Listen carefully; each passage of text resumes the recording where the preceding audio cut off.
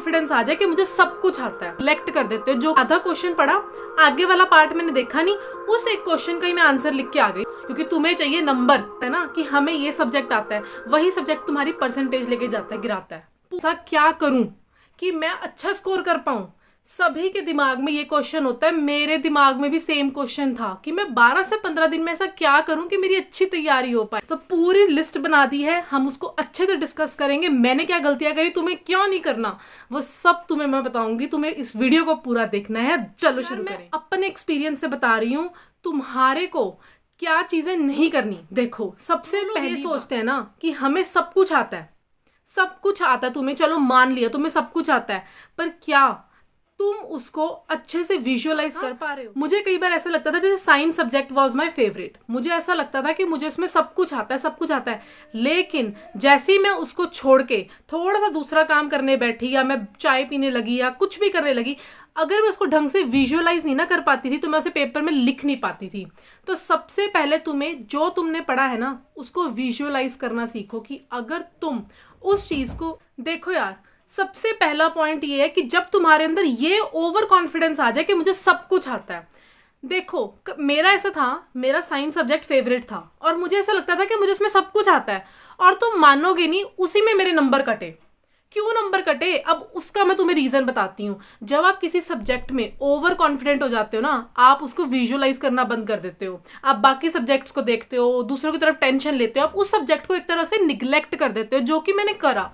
तुम्हें वो चीज नहीं करनी है, क्योंकि जब तुम एक सब्जेक्ट को निग्लेक्ट कर देते हो ना, तब लिखते लिखते तुम उसी में सिली मिस्टेक करके आते हो। मैंने क्या किया, क्वेश्चन ढंग से पढ़ा नहीं, जैसे आधा क्वेश्चन पढ़ा, आगे वाला पार्ट मैंने देखा नहीं, उस एक क्वेश्चन का ही मैं आंसर लिख के आ गई, बस उसमें अपना ज्ञान झाड़ दिया, कुछ कर दिया, वो कर दिया। लेकिन उस ज्ञान का कोई फर्क नहीं पड़ना, क्योंकि तुम्हें चाहिए नंबर, तुम्हें नंबर चाहिए। अब उस नंबर को तुम कैसे लोगे वो तुम्हें पता है।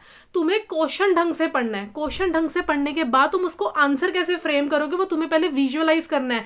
पेपर में अपने लास्ट की जो शीट्स होती हैं, उसमें तुम पॉइंट्स लिख दो कि हाँ, मैं इसका आंसर ऐसे फ्रेम करूंगी, इसका आंसर ऐसे फ्रेम करूंगा। तुम्हें टाइम मिलता है, रीडिंग का टाइम कम से कम, तो 2-3 मिनट में तुम्हारी आराम से फ्रेमिंग हो जाएगी कि हाँ, मैं इसका आंसर कैसे लिखूंगा।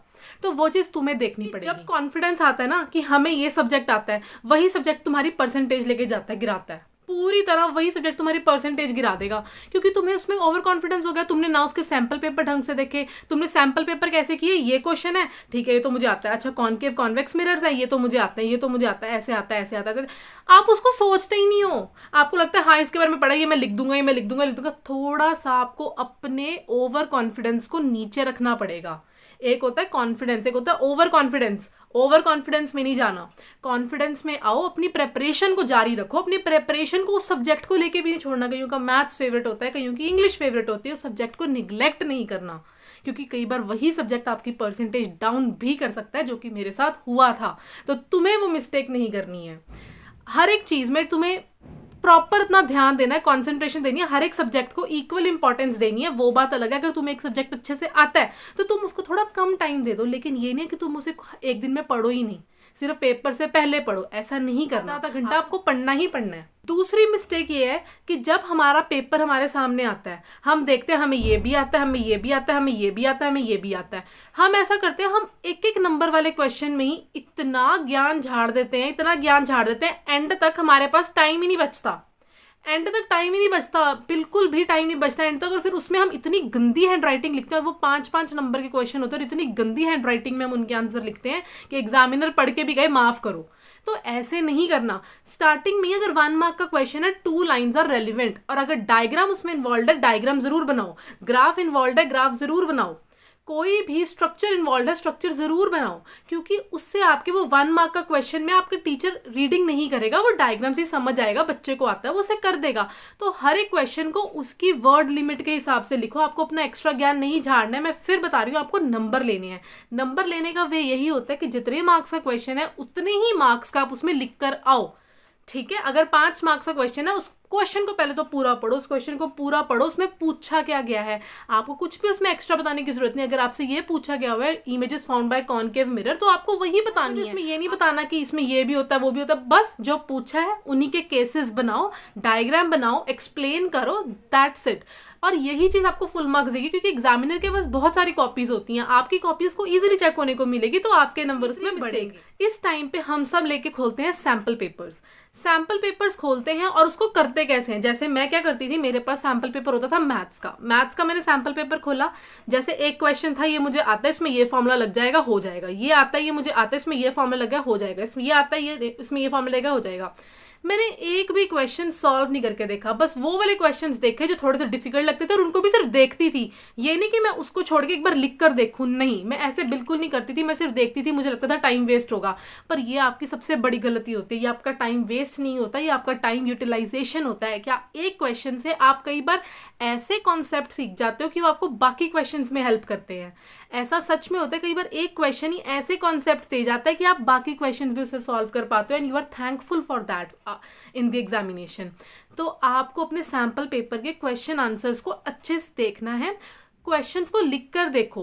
जैसे कोई क्वेश्चन, चलो ठीक है, मैं ये नहीं कह रही सारे लिख कर देखो, 1 मार्क वाला क्वेश्चन है, आपको पता आप उसमें फ्रेम कर लोगे, बट कई बार जैसे कोई क्वेश्चन आ गया जिसमें आपको पता है कि आप थोड़ा सा फंस सकते हो, उसको आप लिख कर देखो। उसको आप लिख कर देखो कि क्या मैं इसको 3 मार्क्स के अकॉर्डिंग बता पा रही हूँ, क्या मैं उसको 5 मार्क्स के अकॉर्डिंग बता पा रही हूँ, क्या मैं इसको 2 मार्क्स के अकॉर्डिंग बता पा रही हूँ। ये आपको करना पड़ेगा, बिकॉज अगर आप ये ऐसे करोगे ना, उसमें आप ही का बेनिफिट होगा। क्योंकि देखो, जब आप लिखोगे ना उस आंसर को, आप पहले तो श्योर हो नहीं उस आंसर के बारे में, आप अपनी तरफ से उसे लिख रहे हो, फिर जब आप उसकी आंसर की में या कहीं पे भी गूगल सर्च करोगे, उसके आंसर जोड़ेंगे, आपको पॉइंट्स मिल जाएंगे जो आपको अपने आंसर्स के अंदर ऐड करने हैं। इससे आपकी बहुत हेल्प होगी। तो सैम्पल पेपर्स को आप इस तरीके से सॉल्व कर सकते हो, रादर देन हर एक क्वेश्चन को जस्ट सोचा और उसको स्किप आउट कर दिया। ऐसा नहीं करना, स्पेशली मैथ्स के पेपर में। मैथ्स में अगर आपको है ये फॉर्मूला लग रहा है, आप उसको पूरा सॉल्व करो एंड तक। जब तक आपका हेंस प्रूव्ड सॉल्व नहीं ना हो जाता, तब तक आपने उसे सॉल्व करना है।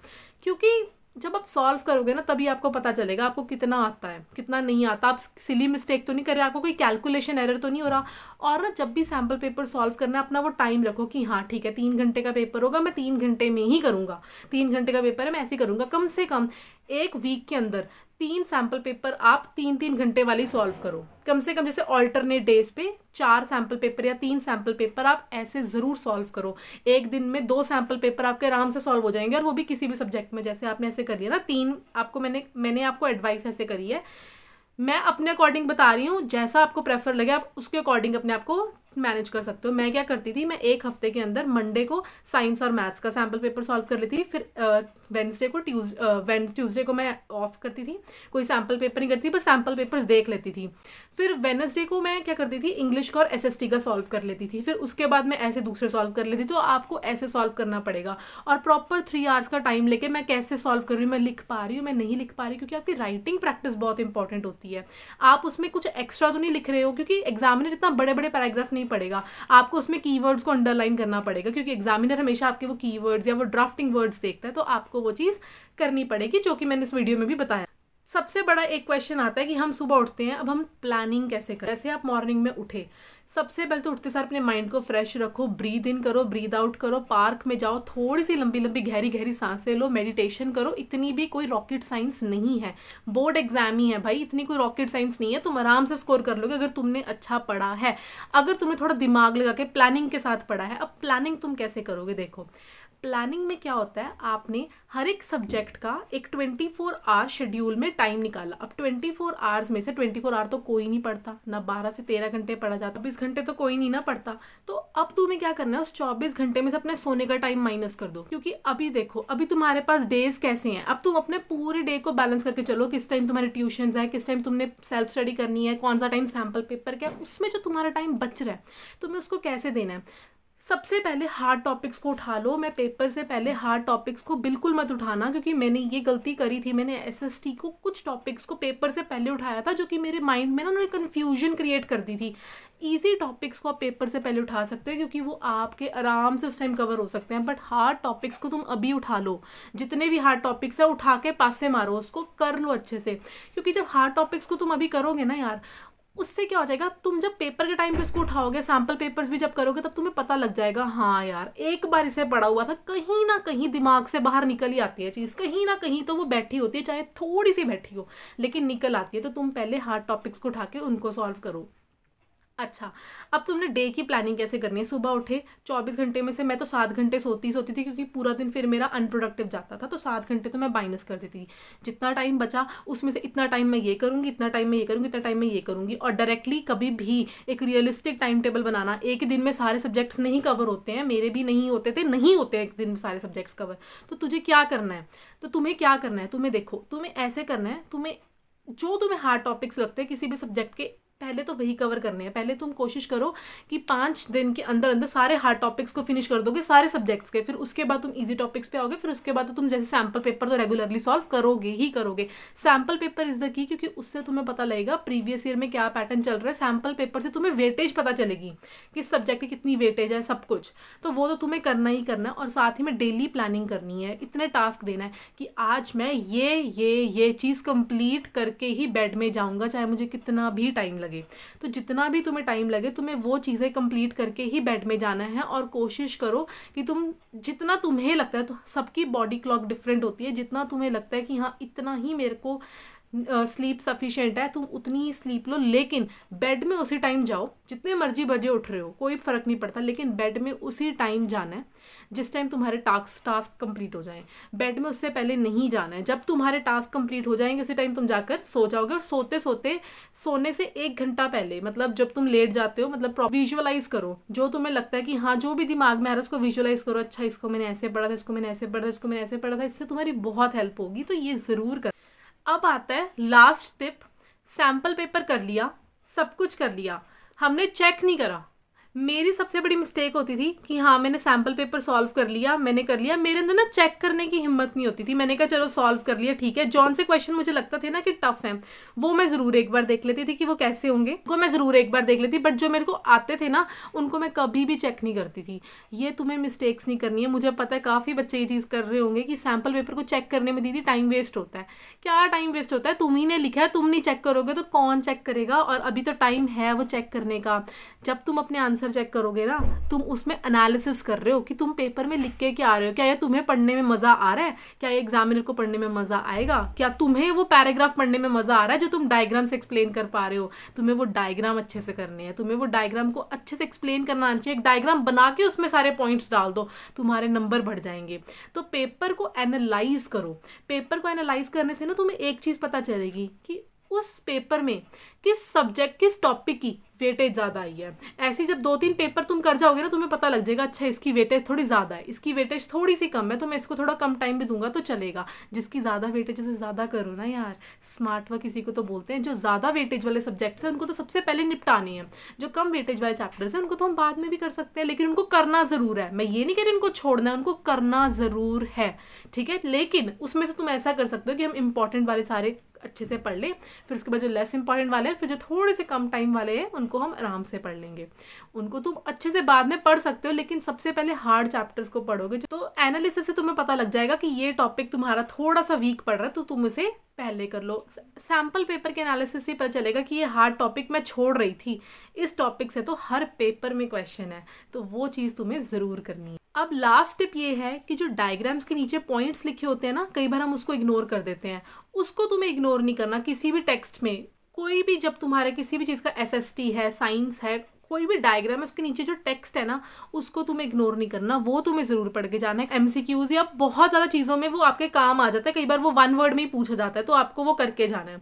दूसरी चीज़ आपको क्या करनी है, जब भी आपने पूरा टेक्स्ट पढ़ लिया उसकी एंड की समरी ज़रूर पढ़नी है। क्योंकि जब आप उसकी एंड की समरी पढ़ोगे ना, तो कुछ ना कुछ लिख के ले लो, कुछ ना कुछ वर्ड तो उसमें से ज़रूर निकलेगा जो तुमने टेक्स्ट में इग्नोर कर दिया होगा। तो वो समरी ज़रूर पढ़नी है। समरीज पढ़ोगे तो तुम्हारा बहुत फ़ायदा होगा। और उसके बाद NCERT के क्वेश्चंस रट के जाने हैं, क्रैम करो, जूस बना के पियो, जैसे मर्जी कियो। NCERT के क्वेश्चन तो तुम्हारे टिप्स पे होने चाहिए। और अगर ज़्यादा टाइम है NCERT एग्जाम्पलर के भी देख सकते हो। NCERT एग्जाम्पलर के तुम क्या कर सकते हो, जो इंपॉर्टेंट चैप्टर्स है ना, जो तुम सैम्पल पेपर एनालिसिस करोगे तुम्हें पता लग जाएगा, या जो सिलेबस एनालिसिस होता है उसमें भी पता लग जाता है वेटेज के हिसाब से। उसमें से तुम NCERT जो वेटेज में ज़्यादा है चैप्टर्स, उनकी तुम क्या कर सकते हो, एनसीईआरटी एग्जाम्पलर भी कर सकते हो। बट एनसीईआरटी के क्वेश्चन आंसर्स, एनसीईआरटी की बैग एक्सरसाइज तुम्हारी पूरी घोट के पीनी होनी चाहिए। जो एनसीईआरटी एग्जाम्पलर है उसके तुम सिर्फ उन्हीं के कर लो जो काफ़ी इंपॉर्टेंट टॉपिक्स हैं या जो इंपॉर्टेंट चैप्टर्स हैं या कुछ चैप्टर में से इंपॉर्टेंट टॉपिक्स हैं, उसके तुम एनसीईआरटी एग्जाम्पलर भी निकाल के देख सकते हो। अदरवाइज ये तो तुम्हें एनसीईआरटी के क्वेश्चन आंसर्स तो जरूर करने हैं। बाकी तुम्हें सैम्पल पेपर तो जरूर करने हैं, सैम्पल पेपर प्रीवियस ईयर के क्वेश्चन पेपर्स, ये तो तुम्हें सबको पता है, तुम काफ़ी समझदार बच्चे हो, है ना, तो ये तो तुम्हें ज़रूर करना है। तो ऐसे ही आप अपनी प्रेपरेशन में लगे रहे, मैं आपके साथ हूँ, आपकी दीदी आपके हर क्वेश्चन को रिस्पॉन्ड करेगी। कमेंट ज़रूर करना। मिलते हैं अगली वीडियो में।